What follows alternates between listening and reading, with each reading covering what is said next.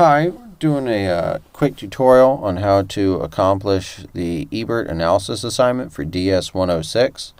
So, step 1, read Roger Ebert's journal entry, How to Read a Movie. Read that, get it, got it, good. Next step, find your video. So, for this one, we looked at this clip from Batman the Dark Knight. And she's on Avenue X. That's just what. So, get your YouTube video. So now it's time to start recording. So you go ahead and open QuickTime, your QuickTime player up, and you go to File, New Screen Recording. That is not available because right now I am using QuickTime to take a screen recording. So anyway, you would click here. Then you would have right here, I've got a screenshot I took of it a few moments ago. You'll have a new little box that'll pop up, and it's got a record button in the middle and a volume slider and a little drop down menu piece. So we're not going to worry about that right now. We'll actually come back to it in a moment. So if you're using a Mac like I am, to be able to get the screen, your device audio as well as input from your mic, you're going to have to go and download, if you haven't already, Soundflower. So what this is, it's an additional little driver so that you can capture the system audio before it goes to any output devices. So you're going to download this, and you'll have it in your downloads. I already have it installed, and so if I go through the process of doing that, it's going to break things. But so you would go ahead and click that, tell it to install. It's going to run through the usual installation wizard, and then it's going to finish. You're going to restart your computer, and then Soundflower will be installed. And once you have that installed, you'll notice that in your sound menu, you'll have some additional devices. You'll have Soundflower 2-channel and Soundflower 64-channel will pop up. 2-channel is the one we're going to use. So next you need to set up so that you can have the mic and the sound from the system both get recorded by QuickTime. So to do that, you're going to go to Audio MIDI Setup. That's a built-in Mac app, so it comes on the computer. And you're going to create new devices.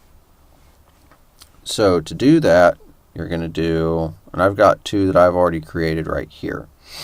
So to create them, what you would do is you would go down here and you would click on the plus button, and it will give you create aggregate device or create multi-output device. Now if I click that one for create aggregate device, it will come up and it will show all these devices that you have, that you could have inputs and outputs, and you select the different devices you want to be part of this aggregate device.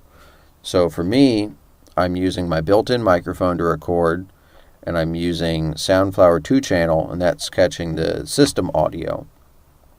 Now, this drift correction thing is for the clock time to keep the devices in sync with each other. And so whatever one is going to have a more reliable clock time, you go ahead and set as the clock source. It's got a drop down for that. Built-in microphone is going to be my source, and then any other audio devices you have in this device, you enable drift correction on. So for here, the Soundflower 2-channel, I'm going to go ahead and have drift correction on for. Now also, we need to set up a multi-output device so you can hear what's going on. So if I click multi-output device, it would bring me up with this guy right here. So for this, I'm listening to my headphones to do this recording while I'm working on it. So I'm going to have Soundflower 2-channel because I want system audio to go there so it'll get picked back up for input. And that, I think, has a more reliable clock than my headphones. So I'm going to have that be the master device and enable drift correction on my headphones. So now you've got all that set up. You're going to go back into your QuickTime, and again, in this box, you'll note that there's the little red record button with a little drop down. So you're going to click the drop down and click aggregate device as your input source. So that way you'll catch the system audio and the internal mic. And then you want to make sure that you have the volume dial that it's got there, the little volume slider is all the way down. Otherwise, it's going to pick up an echo from the system audio being played and then played back into itself.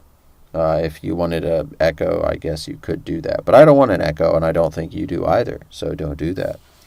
So from there, you would just go ahead, once you've got those things set up, click record, swipe over, talk about the assignment a little bit, mention Roger Ebert, hit the YouTube, take and full screen it,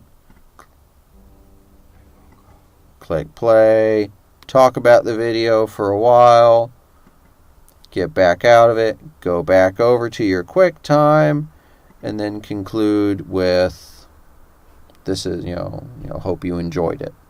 So anyway, I hope you enjoyed it. Thanks for watching my tutorial, and good luck getting your Ebert style analysis on. Thanks.